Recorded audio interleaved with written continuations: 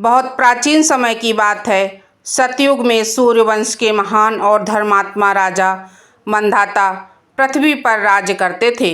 वे केवल पराक्रमी सम्राट ही नहीं बल्कि भगवान श्री हरि विष्णु के अनन्य भक्त भी थे। उनके राज्य में धर्म, सत्य और न्याय का ऐसा वातावरण था कि प्रजा अपने राजा को पिता के समान मानती थी। प्रतिदिन ब्रह्म मुहूर्त में उठकर राजा मंदाता पवित्र नदी में स्नान करते, भगवान श्री हरि विष्णु का विधिपूर्वक पूजन करते और उसके बाद ही राजसभा में प्रवेश करते। उनका विश्वास था कि जिस राज्य का राजा भगवान को सर्वप्रथम स्थान देता है, उस राज्य पर सदैव ईश्वर की कृपा बनी रहती है। उनके राज्य में किसी को अन्न का प्रभाव नहीं था। खेत लहलहाती फसलों से भर जाते थे, नदियां निर्मल जल से बहती थी, गौशालाएं गायों से भरी रहती थी और नगर के प्रत्येक घर में सुख, शांति और समृद्धि का वास था। लोग प्रातःकाल भगवान का नाम लेकर अपने कार्य आरंभ करते और संध्या समय दीपक जलाकर श्री हरि की आरती उतारते थे। राजा मंदाता न्यायप्रिय होने के साथ साथ दयालु भी थे। यदि किसी निर्धन के घर में अन्न का अभाव होता तो राजभंडार से उनकी सहायता की जाती। यदि किसी का अन्याय होता तो राजा स्वयं उनकी बात सुनते। इसी कारण उनकी प्रजा उन्हें राजा नहीं बल्कि पालनहार के समान मानती थी। समय अपनी गति से आगे बढ़ता रहा। फिर आषाढ़ मास का आगमन हुआ। किसानों ने अपने खेत तैयार कर लिए। सभी की दृष्टि आकाश की ओर थी क्योंकि वर्षा का समय निकट था। परंतु इस बार प्रकृति मानो मौन हो गई। बादल आते किंतु बिना बरसे ही लौट जाते। एक दिन बीता, फिर दूसरा दिन बीता, फिर पूरा सप्ताह और देखते देखते कई सप्ताह बीत गए, लेकिन धरती पर वर्षा की एक बूंद भी नहीं गिरी। धीरे धीरे खेत सूखने लगे, तालाबों का जल कम होने लगा, नदियां सिकुड़ने लगीं, पशु पक्षी प्यास से व्याकुल हो उठे। किसानों के चेहरों पर चिंता की रेखाएं स्पष्ट दिखाई देने लगीं। माताएं अपने बच्चों को आधा पेट भोजन खिलाकर स्वयं भूखी सो जाती थी। गौशालाओं में पशुओं के लिए चारा समाप्त होने लगा। पूरे राज्य पर भयंकर अकाल की छाया फैल गई। राजा मंदाता प्रतिदिन महल की ऊंची अटारी पर चढ़कर आकाश की ओर देखते, पर दूर दूर तक केवल धूल और धूप दिखाई देती। एक दिन उन्होंने देखा कि कुछ छोटे बच्चे सूखे तालाब के किनारे बैठकर वर्षा की प्रतीक्षा कर रहे हैं। यह दृश्य देखकर उनका हृदय करुणा से भर उठा। उन्होंने उसी क्षण निश्चय किया कि जब तक इस संकट का समाधान नहीं मिलेगा, वे चैन से नहीं बैठेंगे। उन्होंने तुरंत राजसभा बुलवाई। सभी मंत्री, पुरोहित, सेनापति और विद्वान सभा में उपस्थित हुए। राजा ने गंभीर स्वर में कहा, मेरी प्रजा सब कष्ट में है। यदि प्रजा दुखी है तो राजा का सुख किस काम का है? बताइए, इस संकट का उपाय क्या है? सभा में कुछ देर तक गहरा मौन छाया रहा। किसी के पास उत्तर नहीं था। तभी राजपुरोहित धीरे से उठे और बोले, महाराज, इस संकट का समाधान केवल महान तपस्वी महर्षि अंगिरा ही बता सकते हैं।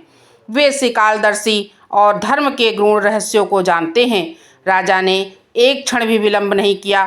उन्होंने अगले ही दिन महर्षि अंगिरा के आश्रम जाने का निश्चय कर लिया। प्रातःकाल उन्होंने राष्ट्रीय वस्त्र त्याग दिए, साधारण वेश धारण कर लिया, भगवान श्री हरि को प्रणाम किया और कुछ सेवकों के साथ वन की ओर प्रस्थान कर गए। घना वन आरंभ हो चुका था। ऊंचे ऊंचे वृक्ष, कल कल बहती छोटी धाराएं, पक्षियों का मधुर कलरव और शांत वातावरण मन को मोह रहा था। कई दिनों की कठिन यात्रा के बाद वे महर्षि अंगिरा के आश्रम पहुँचे। वहाँ वेद मंत्रों की पवित्र ध्वनि गूंज रही थी। ऋषि मुनि यज्ञ और जप में लीन थे। राजा ने विनम्र भाव से महर्षि के चरणों में दंडवत प्रणाम किया। महर्षि अंगिरा ने राजा को आशीर्वाद देते हुए पूछा, राजन, किस कारण तुम इतने व्याकुल दिखाई दे रहे हो? राजा ने अपने राज्य की पूरी स्थिति विस्तार से बताई। उन्होंने कहा, गुरुदेव, मेरी प्रजा अकाल से पीड़ित है। कृपा करके ऐसा उपाय बताइए जिससे सभी का कल्याण हो सके और यह भयंकर संकट समाप्त हो जाए। महर्षि अंगिरा कुछ क्षण ध्यान में लीन रहे। फिर उन्होंने नेत्र खोलकर कहा, राजन, आषाढ़ शुक्ल पक्ष की देवशयनी एकादशी अत्यंत पवित्र तिथि है। इस दिन भगवान श्री हरि विष्णु योग निद्रा में प्रवेश करते हैं। यदि तुम और तुम्हारी पूरी प्रजा श्रद्धा, भक्ति और विश्वास के साथ इस एकादशी का व्रत करोगे तो भगवान अवश्य प्रसन्न होंगे और तुम्हारे राज्य का यह संकट दूर हो जाएगा। महाश्री के वचन सुनकर राजा मंधाता के वन में आशा की नई किरण जाग उठी। उन्होंने महर्षि के चरणों में प्रणाम किया और दृढ़ संकल्प के साथ अपने राज्य की ओर लौट पड़े। राजा मंदाता महर्षि अंगिरा के आश्रम से लौटकर सीधे राज्यसभा में पहुँचे। उनके मुख पर पहले जैसी चिंता नहीं थी, बल्कि भगवान श्री हरि पर अटूट विश्वास की झलक दिखाई दे रही थी। उन्होंने उसी समय पूरे राज्य में विशाल तथा सभा बुलाने का आदेश दिया।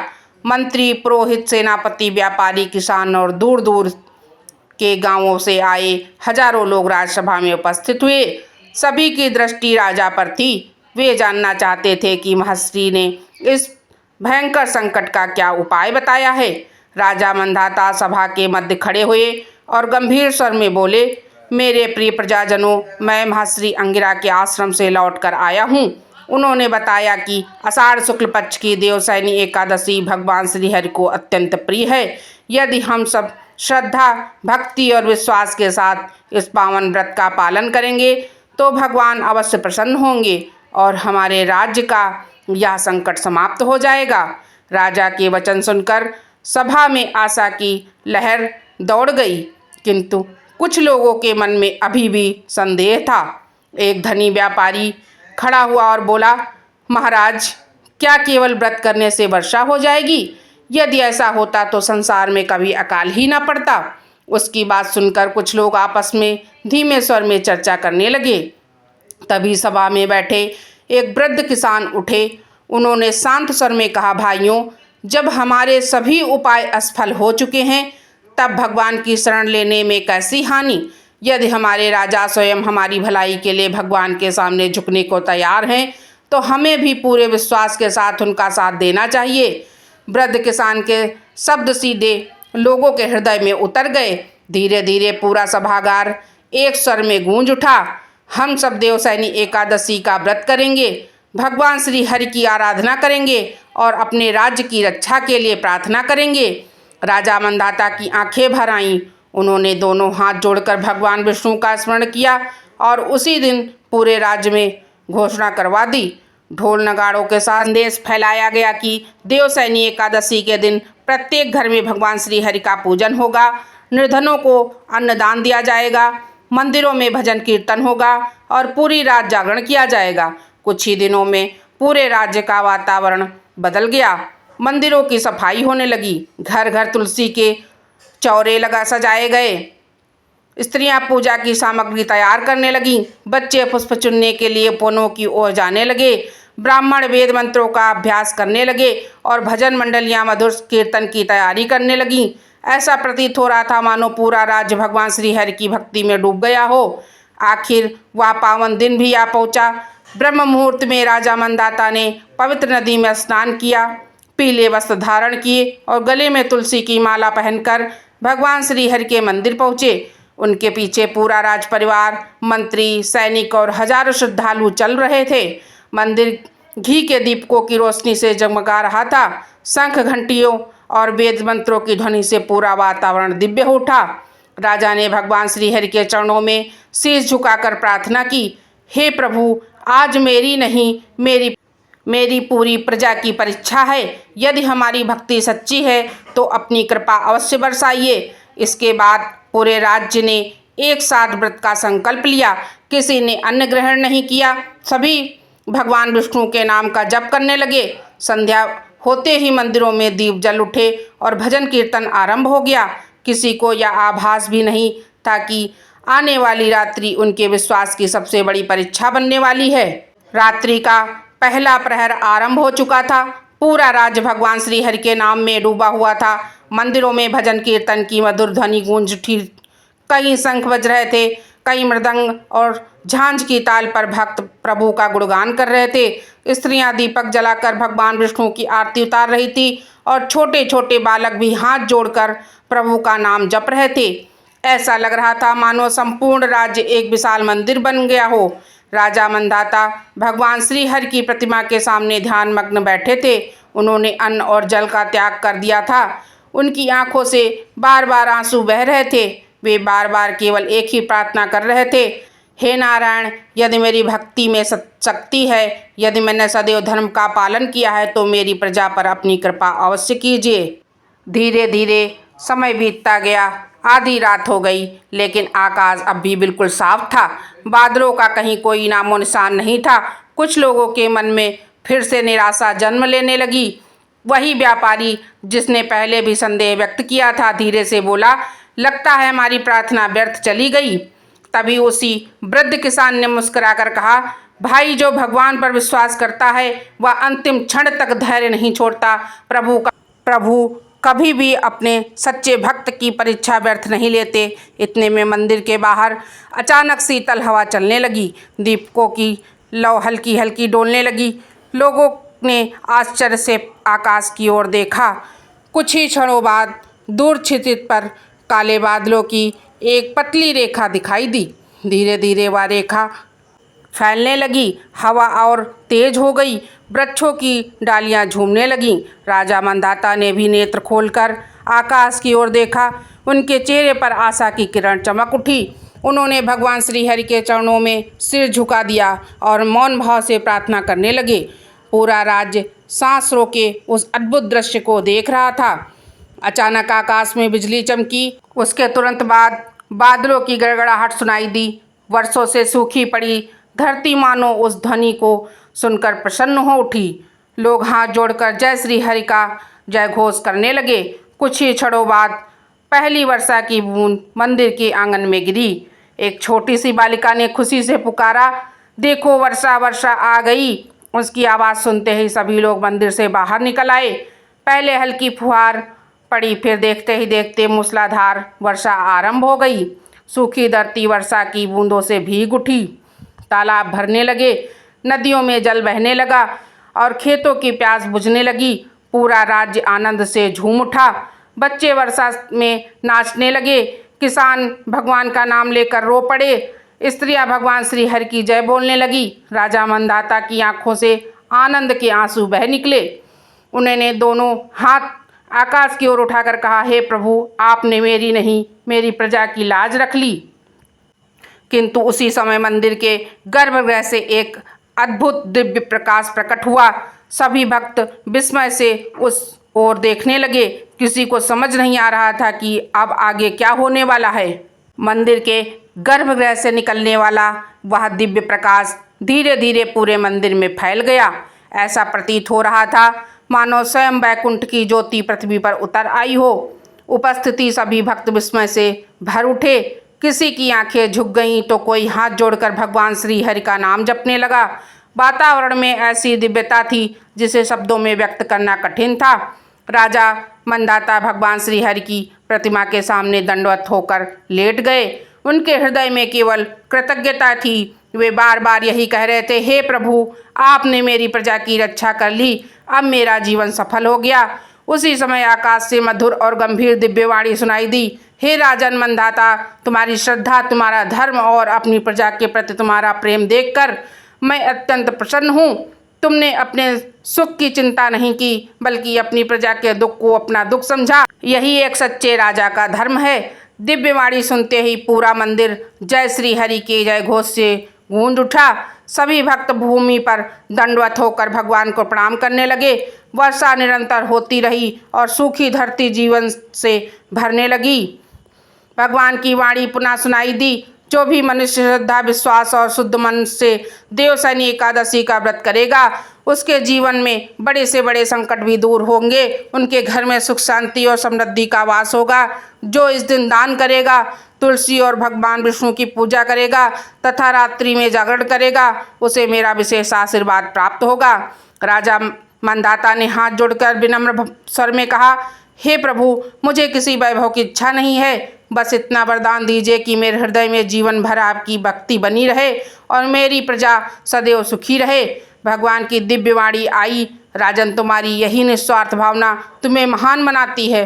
तुम्हारा नाम युगों युगों को धर्म, न्याय और भक्ति के प्रतीक के रूप में स्मरण किया जाएगा। इतना कहते ही वह दिव्य प्रकाश धीरे धीरे लुप्त हो गया। मंदिर का वातावरण सामान्य हो गया, किंतु प्रत्येक भक्त के हृदय में भगवान की कृपा का प्रकाश सदा के लिए बस चुका था।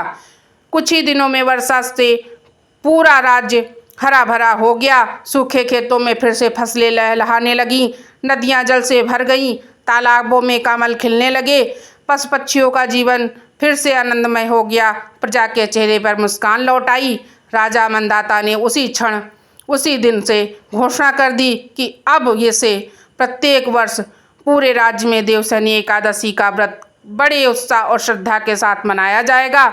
इस दिन कोई भी भूखा नहीं रहेगा। निर्धनों को अन्न और वस्त्र दान दिए जाएंगे। मंदिरों में भजन कीर्तन होगा और भगवान श्री हरि की आराधना पूरे विधि विधान से की जाएगी। पूरे राज्य में उत्सव का वातावरण छा गया। लोग भगवान की कृपा का गुणगान करते हुए राजा मंदाता की धर्मनिष्ठा की प्रशंसा करने लगे। किंतु राजा जानते थे कि यह सब उनकी शक्ति से नहीं, बल्कि भगवान श्री हरि की असीम कृपा से संभव हुआ है।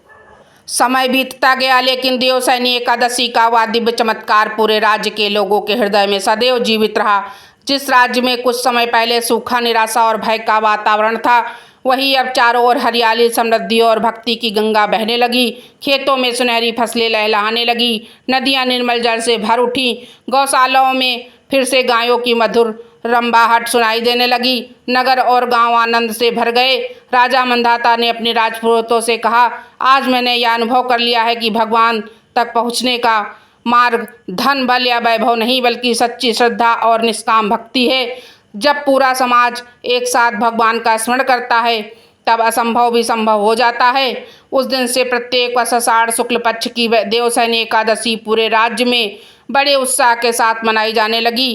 प्रातःकाल लोग पवित्र स्नान करते, भगवान श्री हरि, विष्णु और माता लक्ष्मी का पूजन करते, तुलसी पर जल अर्पित करते और पूरे दिन व्रत रखकर भगवान का नाम जपते। संध्या समय मंदिरों में दीपमालाएं सजाई जाती, भजन कीर्तन होता और रात्रि भर कर भगवान के दिव्य नाम का स्मरण किया जाता।